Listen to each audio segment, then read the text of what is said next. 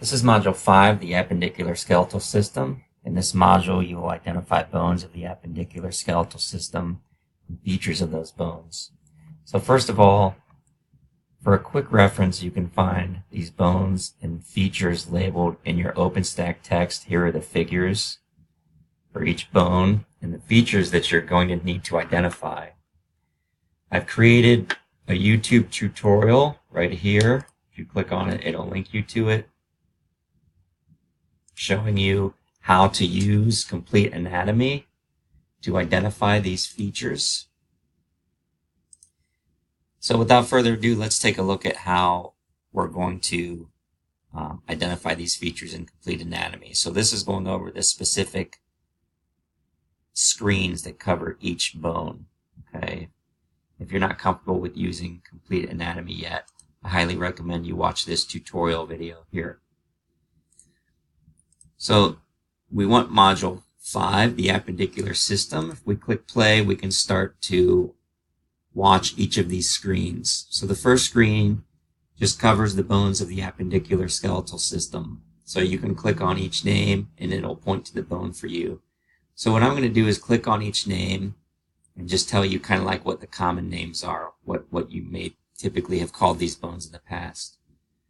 So the clavicle, this is what people sometimes call the collarbone. The scapula, people call the shoulder blade.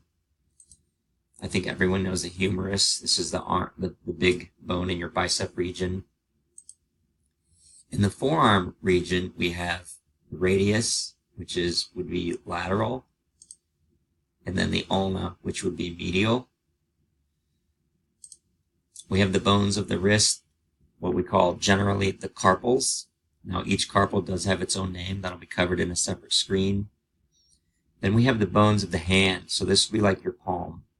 This should be your palm facing out towards the screen. We call these the metacarpals. Each one has a number.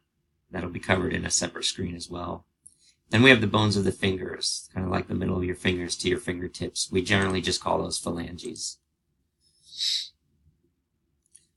So now we start to cover kind of like the hip area and down. So the hip bone is called the os coxae. Technically, it's this entire bone here. This is actually 3 fused bones that'll be covered in a separate screen. The femur, I think everyone knows this one. Sometimes people call it the thigh bone. Then we have the patella, which people refer to as the kneecap.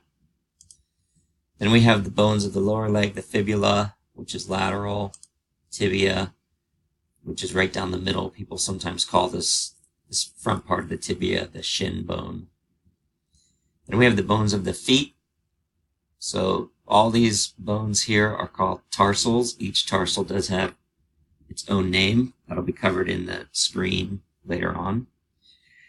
Then we have the bones of kind of like the main part of your foot, the metatarsals, and then the toes, the middle part all the way to the tips of your toes. We call those phalanges. So these are all the bones of the appendicular skeletal system.